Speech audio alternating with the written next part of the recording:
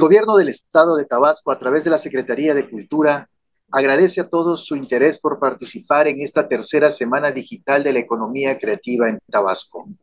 Desde 2021, que fue declarado Año Internacional de la Economía Creativa para el Desarrollo Sostenible por la UNESCO, la Secretaría de Cultura de Tabasco tuvo la iniciativa de generar una serie de eventos durante la primera edición de la Semana Digital de la Economía Creativa, contando con la participación de expositores internacionales, nacionales y estatales.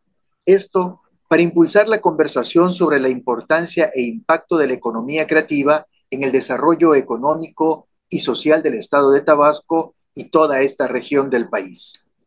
En esta tercera edición, que se lleva a cabo del 4 al 8 de septiembre, se plantearán las necesidades de la industria creativa y cultural, así como de los artistas emergentes del Estado, generando vínculos entre sectores y actores internacionales, nacionales y estatales, pues, para intercambiar información, mejores prácticas, servicios, apoyos y oportunidades de emprendimiento enfocado al fomento de los talentos, las ideas y la creatividad. El día de hoy contamos con la participación del fiscalista Ángel Morales Belueta, con su interesante conferencia denominada Obligaciones Fiscales para Emprendedores.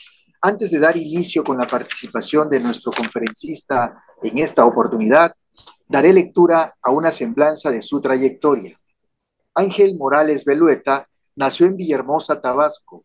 Estudió la licenciatura en Contaduría Pública en la Universidad Juárez Autónoma de Tabasco y la licenciatura en Derecho por la Universidad Valle de México. Actualmente es coordinador de docencia de la División Académica de Ciencias Sociales y Humanidades de la Universidad Juárez Autónoma de Tabasco. Es especialista en justicia administrativa por el Centro de Estudios Superiores en materia de Derecho Fiscal y Administrativo del Tribunal Federal de Justicia Administrativa en la Ciudad de México.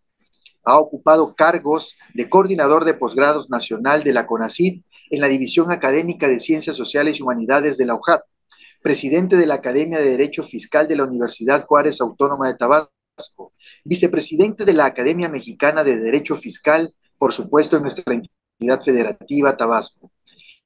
Es miembro del Sistema Estatal de Investigadores Tabasco como investigador de tiempo completo. Tiene 20 publicaciones en libros y revistas académicas especializadas en materia fiscal.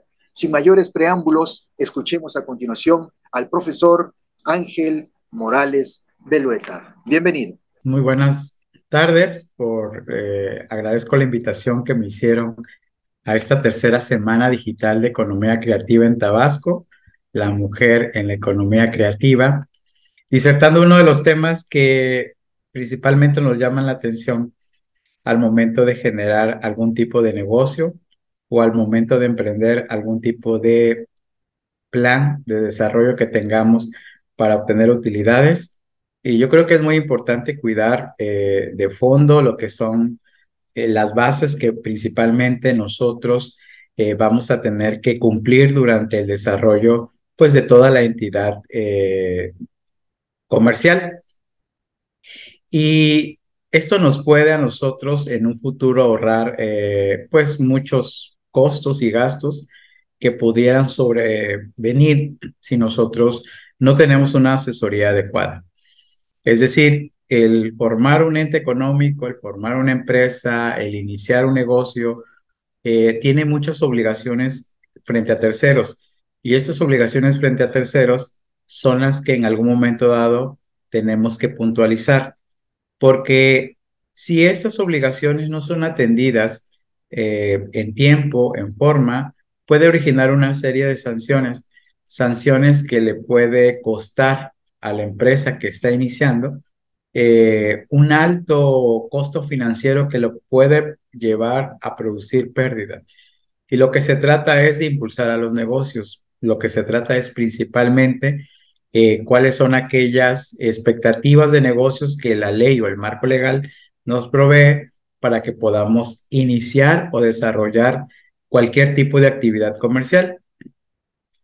Vamos a empezar de entrada idealizando que vamos a poner un negocio. Yo creo que una de las mayores preguntas que me hacen en el despacho de la cual soy titular es precisamente cómo iniciamos un negocio, cómo ponemos un negocio. Recordamos que los negocios, bueno, tienen muchas aristas, mercadológica, un plan de negocio, un proyecto de inversión, pero tienen la parte legal, que es donde nosotros entramos, que es una parte importante, formativa y que definitivamente tenemos que tener muchísimo cuidado. Y la primera pregunta que nos haríamos dentro de este marco legal es, ¿bajo qué constitución o figura jurídica te quieres constituir? Es decir, si vas a ser una persona física, si vas a ser una persona moral, a lo mejor son dos términos legales que la mayoría de la población pues los ha escuchado hablar, pero no los distingue los efectos y los alcances que pueda tener. Y entonces, estar bajo constituido como persona física tiene sus ventajas. En primera, de índole mercantil y de índole fiscal. Las del índole mercantil, bueno, es que tú eres dueño absoluto del negocio, es decir, no compartes ningún tipo de copropiedad y en caso de que el negocio decida dar otro giro, si tú eres único dueño, pues no pides permiso a ninguna otra persona. Sencillamente lo haces porque tú eres el dueño del capital. Si estamos como persona moral porque hemos decidido unir esfuerzo, capital con otra persona, que pueden ser dos o más personas, pues vamos a tener un régimen especial de acuerdo a la ley de sociedades mercantiles, que puede ser una sociedad anónima, sociedad de responsabilidad limitada, que son las más comunes. Pero ¿dónde estriba la diferencia entre yo puedo iniciar a lo mejor un pequeño negocio de ferretería, a lo mejor puedo empezar un pequeño negocio de casa de modas, etcétera, de peluquería, en fin, cualquier tipo de negocio que no necesariamente necesites un gran capital, pero que a lo mejor podemos unirnos con otra persona para iniciarlo y queremos constituir y dejar muy en claro cuáles van a ser nuestras responsabilidades como dueños de ese negocio.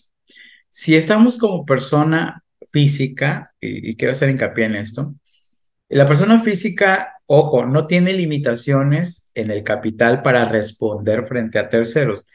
¿Qué te quiero decir con esto? Que yo puedo tener un negocio, ponemos un negocio de aguas, ponemos un negocio de helados. Y ese negocio de helados iniciamos con un capital de 200,000 pesos, aunque mi capital como persona física son 500,000, yo de mi patrimonio separo 200,000 y pongo el negocio.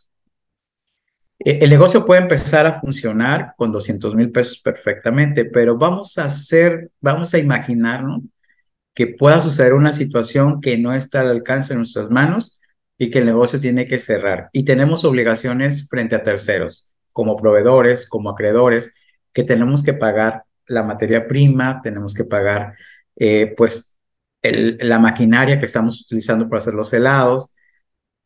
Y entonces, supongamos que las personas establecen juicios mercantiles en mi contra para que yo pueda pagarles lo que les debo.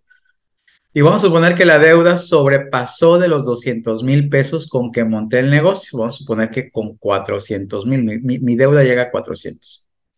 ¿Qué va a suceder aquí? Que si soy persona física, yo voy a responder con todo mi patrimonio. Recuerde que le dije que tenemos un patrimonio de 500,000 y habíamos separado 200,000. Entonces, la autoridad judicial va a ordenar que yo repare los daños, no solamente por los 200,000 de negocio, sino por todo el capital que yo posea. A diferencia de las personas morales, y es por eso que usted de repente puede ver que los negocios empiezan como sociedad anónima o sociedad de responsabilidad limitada, porque hacemos un pequeño blindaje. ¿En qué consiste esto? Mire usted, si el mismo ejemplo que acaba de poner, ponemos una heladería o aguas, como se llama el negocio, empezamos con 200,000, empezamos dos socios, cada uno con 500,000, y cada uno se separa de 100,000 para iniciar el negocio de 200.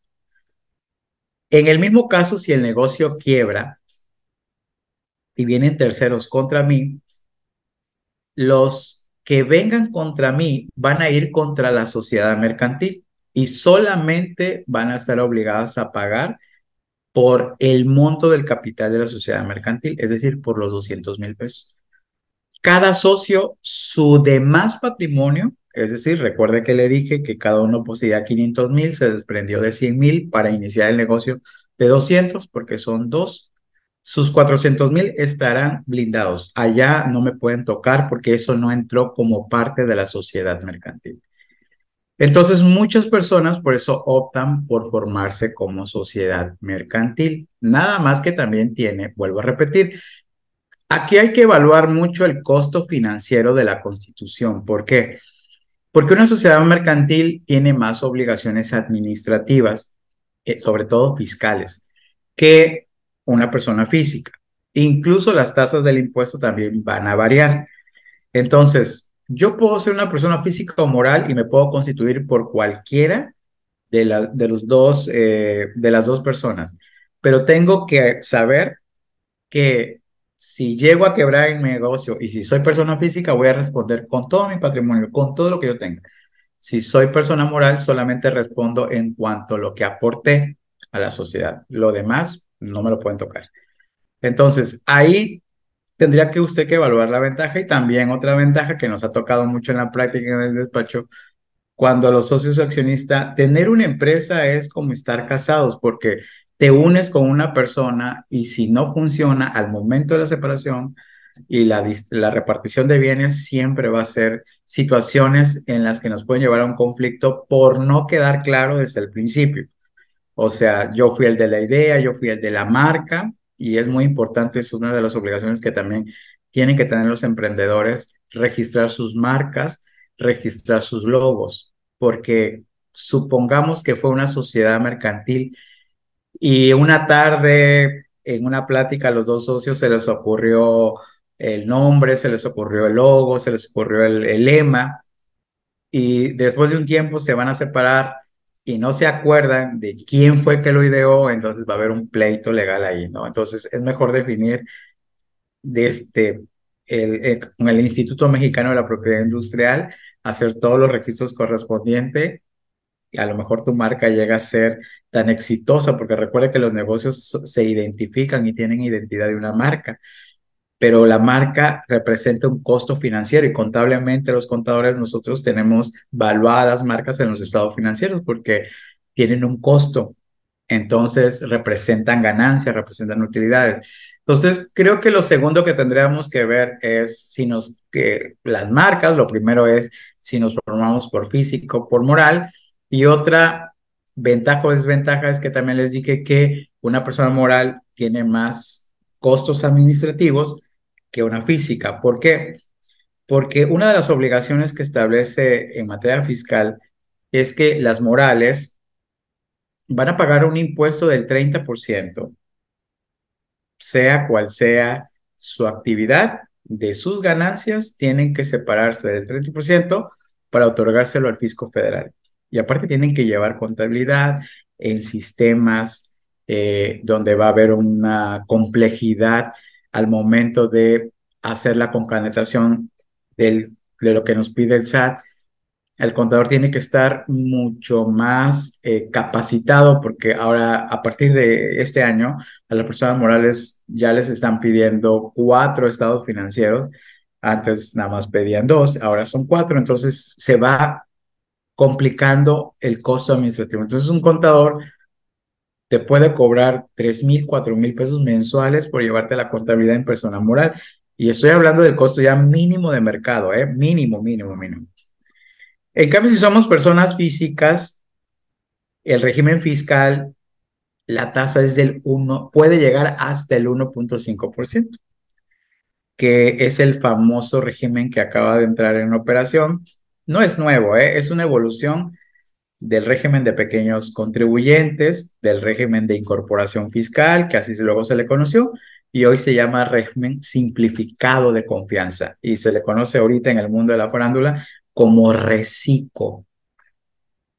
Entonces, este régimen tiene la bondad que no vas a pagar un 30% del impuesto, que no vas a llevar una contabilidad tan, vamos a decir, con alta complejidad como lo llevan las personas morales. Ahí solamente son ingresos, gastos, facturas, sumo ingresos, sumo gastos. Es muy sencillo. Incluso la plataforma del SAT te lo da todo, ¿no? Entonces, los costos administrativos son menos, pero las desventajas corporativas son las que dije al principio. Si llega a pasar algo, yo como física respondo con todo mi capital. Y en cambio, como persona moral, pues estoy blindado, ¿no? Entonces, como se podrán dar cuenta, pudiéramos tener ventajas y desventajas. Eh, una empresa tiene obligaciones generalmente con cuatro autoridades fiscales.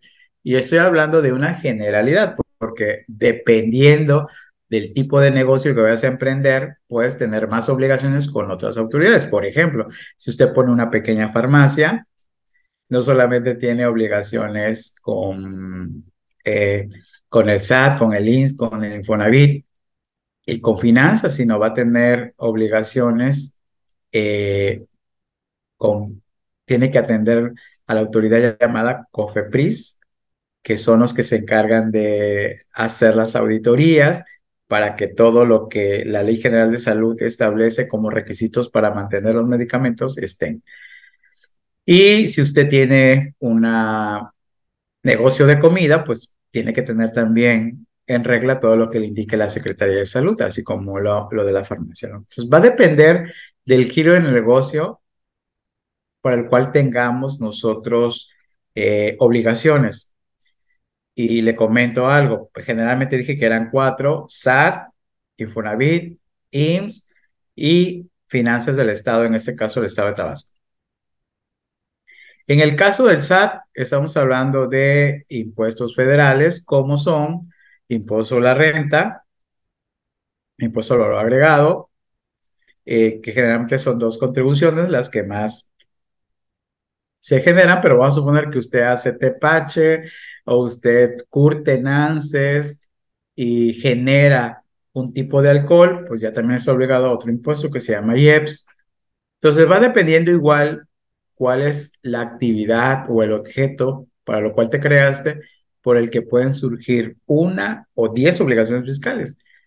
El Código Fiscal establece que el nacimiento de la obligación que tiene un ciudadano con el fisco federal es a partir de la realización de los actos o actividades que materializa. Es decir, pues no va a tener las mismas obligaciones alguien que vende zapatos, alguien que vende carne, alguien que vende libros. No, va a depender. Porque, por ejemplo, alguien que vende libros no cobra IVA, porque la ley de IVA dice que los libros están exentos. Pero alguien que vende carne vende productos para la alimentación y subsistencia humana, y la ley del impuesto al valor agregado establece que tiene una tasa del 0%. Y muchos se preguntarán qué diferencia hay entre exento y tasa cero. Bueno, es que las tasas ceros, la industria alimentaria puede pedir la devolución del IVA que ellos pagan. Recuerda que cuando usted va a una tienda comercial, si usted va a la gasolinera, le cobran impuesto al valor agregado por la gasolina. Imagínense que tiene que transportar la carne, pues va a pagar gasolina, la luz paga gasolina, pero los de tasa 0% pueden recuperar ese impuesto, los exentos no, ellos no lo recuperan. Entonces sí tendríamos que ver qué tipo de negocio vas a emprender para poder decirte cuál sería la obligación que tendrías en dado caso. Yo ahorita puse ese ejemplo, ¿no? Dependiendo, como bien establece la ley. ¿Cuándo nace la obligación fiscal? Y esa es una pregunta que siempre hago cuando estoy de docente y doy y parto esta asignatura. Siempre le pregunto a los muchachos: ¿a partir de cuándo tienes obligaciones con el fisco? ¿A partir que te inscribes en el SAT o a partir que haces la primera venta? Pues la respuesta es a partir que hago la primera venta, porque muchos creen que ya llevan 3, 4 años con un negocio informal, nunca se han regularizado, se van a dar de alta y dicen lo pasado, pasado.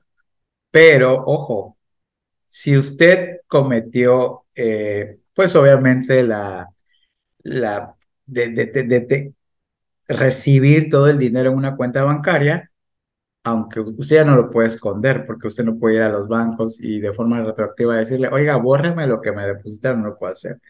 Entonces, si usted se inscribe vamos a suponer ahora en agosto, pero, y le dice al fisco que a partir de agosto tiene el negocio en hacia adelante, si usted hacia atrás ya tenía el negocio y quiere pasarle, quiere mentirle al fisco, el fisco pudiera darse cuenta porque puede pedir información de usted a los bancos y decir, a ver, tú me dijiste que en agosto, pero aquí yo estoy descubriendo que hacia atrás ya realizabas actos que eran sujetos de impuesto. Entonces, no es a partir que te veniste a dar de alta, sino a partir que yo te identifique la primera venta. Entonces, o el primer acto que le da vida a la obligación fiscal. Entonces, hay que tener mucho cuidado con eso.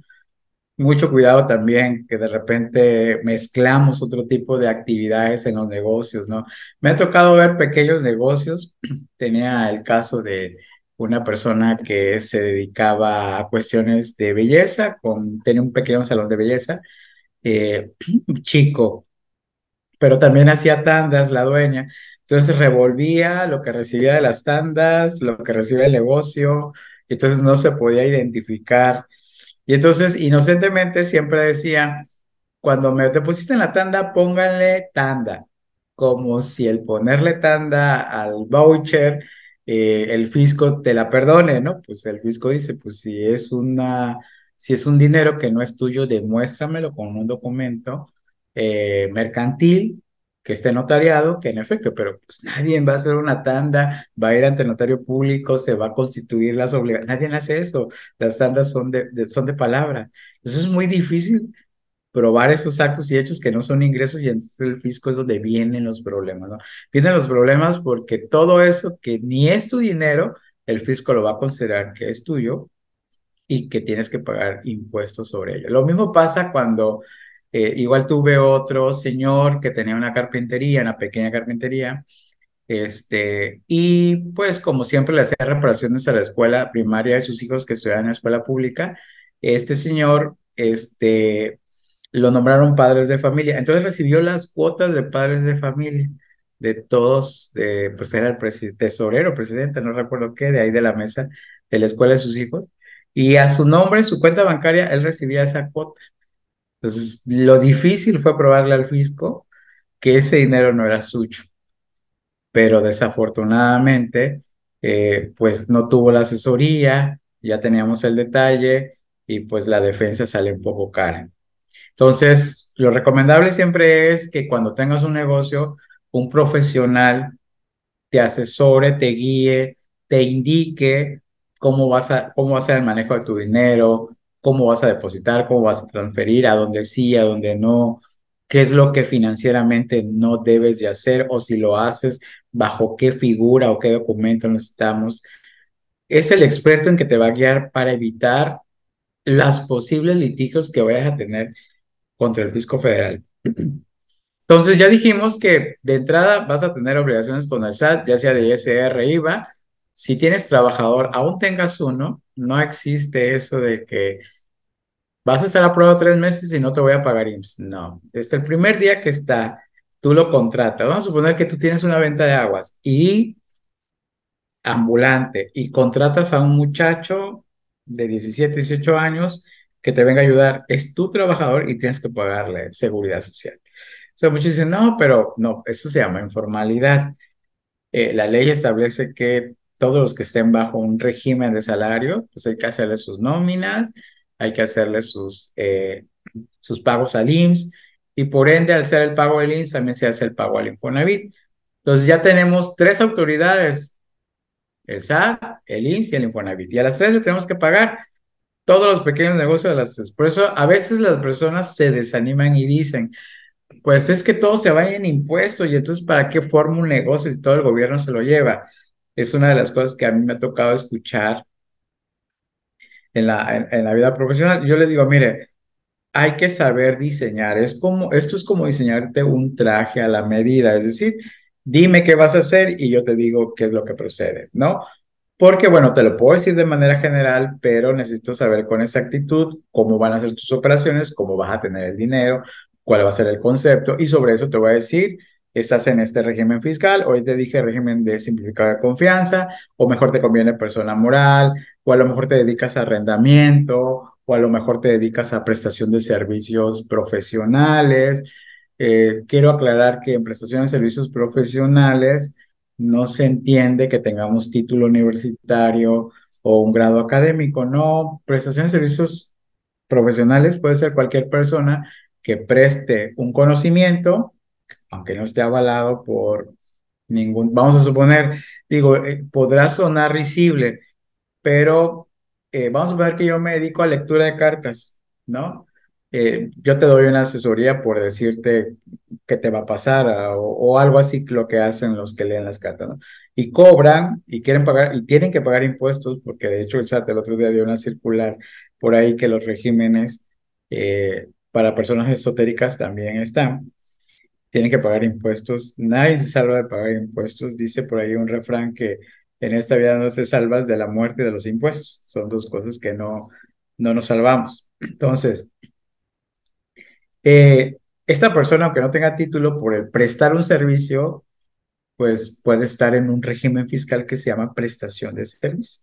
Entonces, dependiendo de qué es lo que vas a hacer, mire, hay regímenes, prestaciones de servicios, arrendamiento, actividades empresariales, cuando nosotros nos dedicamos a bienes raíces por adquisición y enajenación de bienes inmuebles. Vaya, en general, renta tiene 9 tipos de regímenes para persona física y para persona moral, pues es una sola tasa. Ahí no hay distinción y todas se miden de la misma manera. Entonces, dependiendo de cuáles son tus necesidades, de acuerdo a cuáles son tus proyecciones, es como nosotros te podemos recomendar generalmente el tipo de obligación fiscal que vas a tener.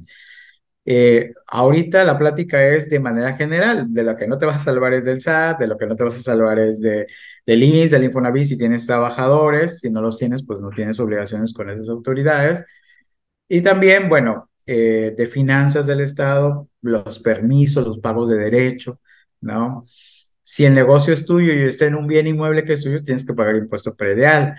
O sea, hay una serie de contribuciones que se pagan al municipio, al Estado y a la Federación. Y que los que tenemos, y tenemos que tener totalmente cumplidos, porque el incumplimiento genera sanciones. Son muy altos los costos, las multas, los requerimientos que hace la autoridad. Mire, que a mí me toca ver a veces cada caso, me ha tocado ver cada caso y la verdad que la defensa se torna cada vez más difícil porque la política hoy es la recaudación. Y entonces el gobierno de este sexenio no aumentó impuestos porque no los aumentó, no existen impuestos nuevos, pero lo que sí es que te pide el cumplimiento, es decir, ahora es, no te puedes andar pasando un mes, que ya se me pasó un mes declarar, no, ya te llega tu papelito y te dice, necesitamos que nos declares, ¿no? Quizás antes eran un poquito más holgados, pero ahorita sí el gobierno ha procurado, ha mantenido que todos estemos a tiempo y también como manera ejemplificativa y porque la ley así lo prevé y no es de ahora, sino eso ha sido toda la vida, que el incumplimiento genera multas. Y aún un poquito peor, que no es por espantarlos, pero por ejemplo, el no inscribirme al Registro Federal de Contribuyentes cuando tengo un negocio, de acuerdo al 110 del Código Fiscal de la Federación, son penas privativas de libertad. Es decir, la sanción puede ser de 3 años a 9 años de prisión. Entonces, algo que inocentemente, ¿verdad? Podamos decir, ay, soy informal, ¿quién me va a descubrir que tengo una fondita?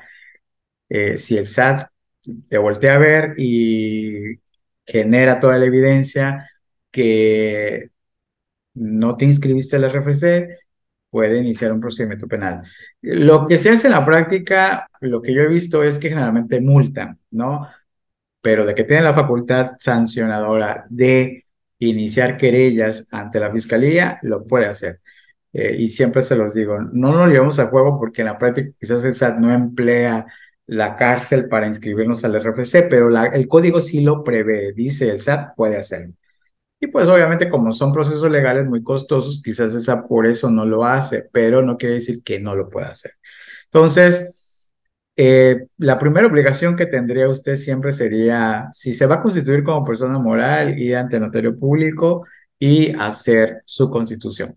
Si va a estar como persona física y ya usted montó, por ejemplo, un negocio de aguas, de hot dog, una tortería, usted lo que va a hacer es irse a darse de alta al fisco federal, pero les recomiendo que antes de darse de alta, acuda con un profesional para que le diga al fisco qué régimen fiscal, porque el fisco le puede decir cuál es, pero la verdad es que las autoridades fiscales de repente, en este afán de asesorar, de repente sobrepasan un poquito más de lo que deberías en el régimen que estás. Digo, finalmente tú les dices algo y ellos te dicen, es este, pero un profesional te va a atender un poquito mejor y te va a dar una mejor guía para que no vayas a estar en un régimen que no te corresponde y estés pagando más impuestos del que no deberías estar pagando. Entonces, yo te aconsejo, si eres persona física e inicias el negocio y te vas a quedar ahí, ve con un profesional para que antes que te des de alta con el fisco federal, que todo es por cita ahorita, una vez que te das de alta, tienes que solicitar tu contraseña y tu firma electrónica. Es muy importante que las tengas porque todos los movimientos ya no se hacen directamente en las oficinas de la autoridad, sino a través de la firma electrónica. Entonces, es muy importante que la tengas, tanto moral como física. Y después, pues tenemos que contratar a un profesional para que nos haga las declaraciones, ¿no? Que pueden ser mensuales, y anuales, dependiendo, ¿no? Del régimen fiscal, algunas son bimestrales, pero generalmente esas van a ser las obligaciones que podamos tener con el SAT. Con el INS, si tenemos un trabajador, pues tenemos que pagar la cuota patronal cada mes. Con el Infonavit es cada 2 meses. Y con finanzas del Estado igual es cada mes. Es decir, pagamos un impuesto, por ejemplo, si yo tengo trabajadores, por el pago de trabajadores tengo que pagar un impuesto estatal que se llama impuesto sobre nóminas. Entonces ya de entrada tenemos 4 autoridades, las 4 tienen potestades, facultades sancionadoras, tienen esa posibilidad de iniciar procedimientos legales en caso de incumplimiento y esas serían en general las autoridades. Ahora bien, no solamente tiene obligaciones, si usted, por ejemplo, importa o exporta, va a tener igual una obligación con la ANAM, ahorita ya es Asociación Nacional de Aduanas, antes dependía del SAT, Administración General de Aduanas, la AGAF, la AGA, desaparece en 2021, le dan entrada a la ANAM, que es ya la autoridad que se encarga de vigilar la entrada y salida de mercancías. Si te vas a dedicar a importar o a exportar, es muy importante que te des de alta en el padrón de importadores y exportadores y pues hay que pagar los impuestos al comercio exterior, ¿no? Porque ahí si iniciamos a traer mercancía y no legalizamos la mercancía, corremos el riesgo que nos acusen por el delito de contrabando. A mí me tocó un caso de una persona que vendía perfumes aquí donde están los autobuses de Paraíso, tenía su localcito, vendía perfumes y llegó a aduanas y le empezó a pedir que dónde estaba la documentación legal de la mercancía y bueno, pues le decomisaron todo, a ella se la llevaron y ya estaba en un proceso penal por el delito de contrabando, ¿no? Pues ella dijo, no, pues yo se lo compré a una persona inocentemente y me las vendió y es lo que vendo, pero pues no tenía la idea de la magnitud que ese producto importado que estaba vendiendo necesitaba una estancia legal en el país. Entonces, de manera general, estas serían las obligaciones que puede tener un emprendedor. Yo lo que sí les recomiendo siempre es que primero no se desanimen, no se dejen llevar porque pues todo se me va a ir en impuestos, no. De hecho, desde que usted invierte, desde que usted eroga, ya son beneficios fiscales que podemos tener. Por eso es muy importante que desde el principio tengamos bien definido el negocio y nos demos de alta para que todos los registros también de lo que yo gaste, pues minimice el pago de los impuestos, ¿no? Y ver, ¿verdad? A lo mejor y de primera mano, no tengo la posibilidad de tener mano de obra y nada más voy a iniciar yo y alguien más, pero ese alguien más no va a llegar todos los días y no va a ser mi trabajador, sino lo vamos a tener por otro régimen fiscal, ¿no? Honorarios similares a salarios. Vaya, hay otras figuras jurídicas para no caer en el pago del instituto o en el, pero eso sí, no caer tampoco en el extremo o en simulaciones, sino que todo vaya dentro de un orden o un justo legal, que es lo más importante. Pues esto sería mi plática y pues muy agradecido con la invitación. Estoy a la espera. Pues no nos resta más que agradecer en nombre de la Secretaría de Cultura su participación, maestro Ángel Belueta, Morales Belueta, Ángel Morales Belueta, extraordinaria charla que nos ha brindado usted de todas las características que los emprendedores debemos tener antes de iniciar formalmente nuestra actividad, ¿no? Cumplir con el marco legal, en este caso, con las cuestiones tributarias que nos enmarca pues, la Constitución General de la República, la propia del Estado y las leyes que en la materia rigen nuestra actividad. Hacerlo de manera correcta, de manera honesta, sin lo que se conoce como fraude a la ley, ¿no? Que andemos haciendo cosillas que parecieran legales, pero que no lo son. Entonces, sin esas cuestiones, creo que toda emprendeduría, todo emprendedor tiene un camino muy amplio para trascender y lograr vivir de manera correcta y adecuada. Si lo hacemos correctamente, las leyes también nos pueden amparar de manera correcta. Maestro Ángel Morales Belueta, nuevamente en nombre de la Secretaría de Cultura del Estado de Tabasco, agradecemos su participación en esta tercera semana digital de la economía creativa del Estado de Tabasco. Y también, por supuesto, agradecemos la gentileza de todos aquellos que nos están viendo a través de las diferentes plataformas digitales y les recordamos que continúen siguiendo la programación de esta tercera semana digital de la economía creativa porque tendremos muchas charlas muy, muy importantes para todos ustedes. Pues no nos resta más que despedirnos y desearles éxitos. Hasta la próxima.